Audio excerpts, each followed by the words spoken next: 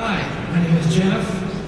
The question I have, given all the crazy events that has happened on Eureka, is Jack Carter's badge an artifact for bad luck? Are you pitching?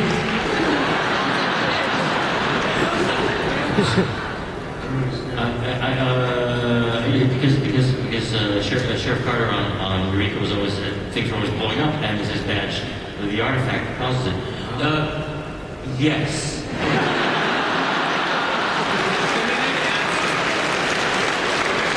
And by the way, the first 4 people that ask questions are actually getting a DVD set of season 3.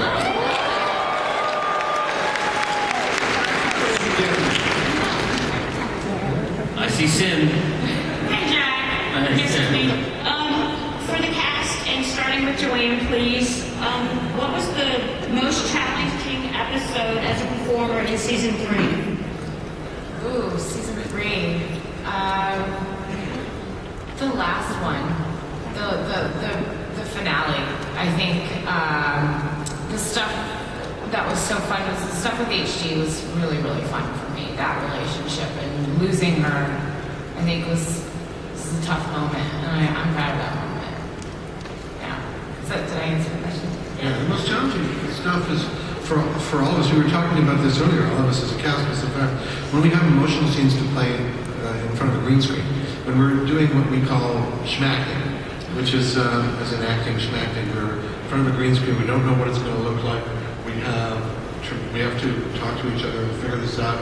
It's all done in little pieces so that they can put it together later, and we have an amazing visual effects team so that they can explain to us. But I think the visual effects have gotten better and better year after year on the show. And when you see the season opener, which by the way is a week from Monday, right? Yeah. Week from Monday, it's amazing special effect.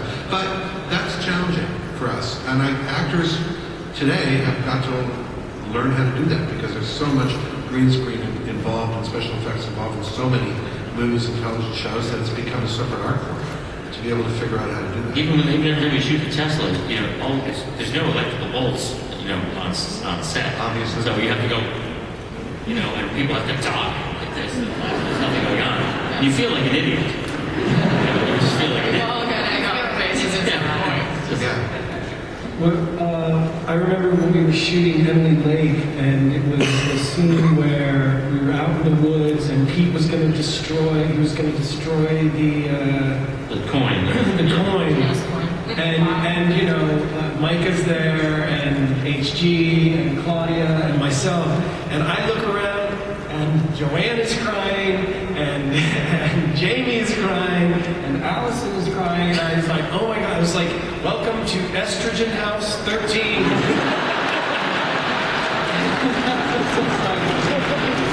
was like, man, I want to cry, but I just felt, so that was a tough one for me because I couldn't cry, but you'll say, doesn't mean I'm not sensitive. Doesn't mean you're not loaded with estrogen. I've seen you cry. Lots. Season 4, there may be some...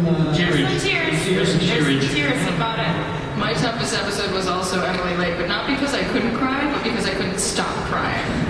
The sequence with Steve Jakes in the woods, where I finally, clued into the fact that he's been on our side the whole time, playing that joy, and then discovering him dead was probably one of the most horrifying and harrowing scenes I've had to shoot, and it was draining. It was so exhausting to run in and see someone that I've formed such a close bond with, cold and lifeless, and then the ensuing scenes after that. So that was hard, but I was really, really pleased with what the writers delivered for how that went and how it was edited as well. Just the sequence of that. It's kind of the magic of acting for me, is when the writing is good enough that when you are in the scene, you have an emotional response like that.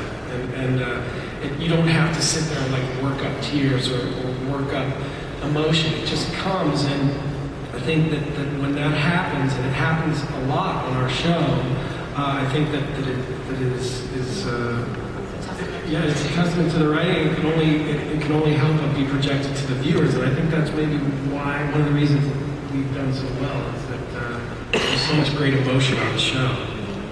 Yeah, we love each other. That comes across. We have a wonderful time together.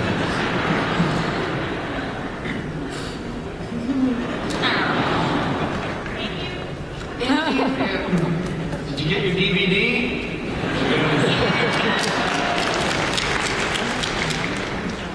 Hello.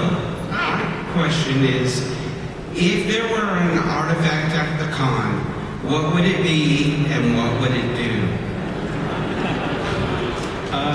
For me, I think I've said this before, it would put on some of the clothes on the women that have decided maybe not to wear some in the club.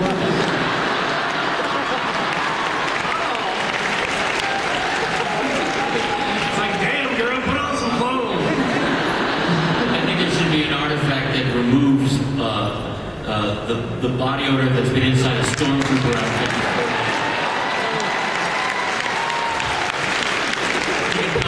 City with that. It should be a guest pass that helps you bypass the line. I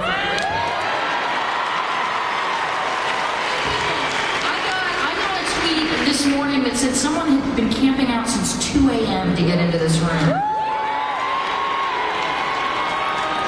You cannot imagine how that feels for me.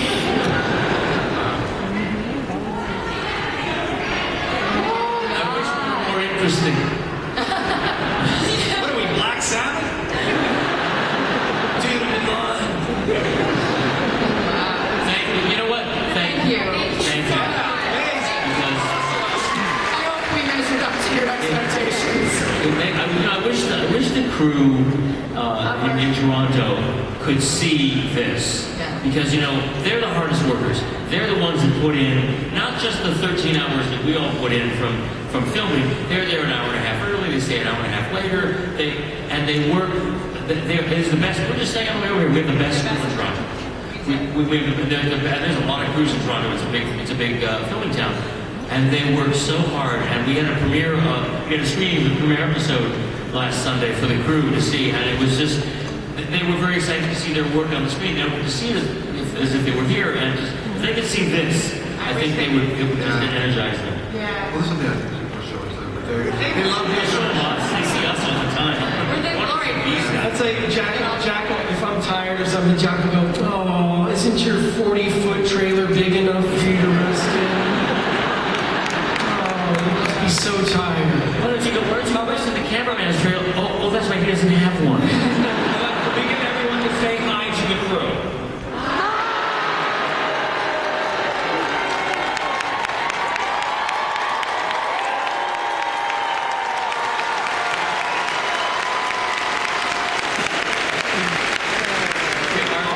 Our production designer, Franco Dakotas, who's up this high, he is the most Geppetto. He comes up, all that cool stuff you see, he does that.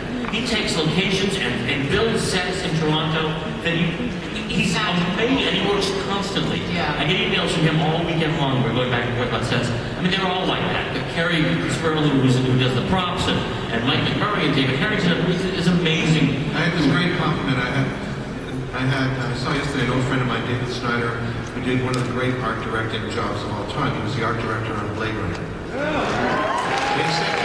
David said to me, I know it's unsung and you don't have the nominations, but that is one of the best designed shows on television. Your show.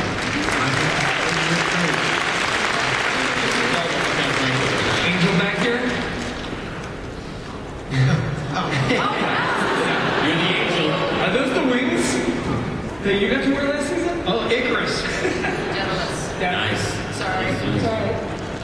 First, Shaw and Eddie, it's good to see you guys again. Thank you. Thanks, man. And my question is, on the TV show, who is your greatest foe and why? This season or just Forever. the life of... For over the show, it's been McPherson, who's been, somehow we figured out a way to keep bringing him back. Even though he died so early. But Roger Rees has been a wonderful villain for the show right from the very beginning and he stayed, a villain. Whereas with HG, she's gone back and forth. constantly, and have not been a particular nemesis of mine.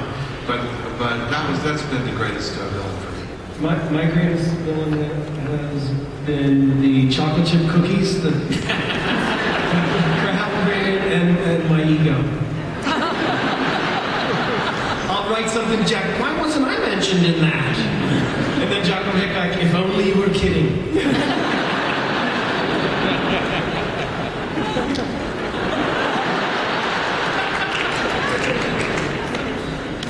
Sometimes I want to write a script and just put Pete at the head of every line so he'll read it all. Blah, blah, blah, my stuff, blah, blah, blah, my stuff. Magic, magic, Artie's line, magic, magic.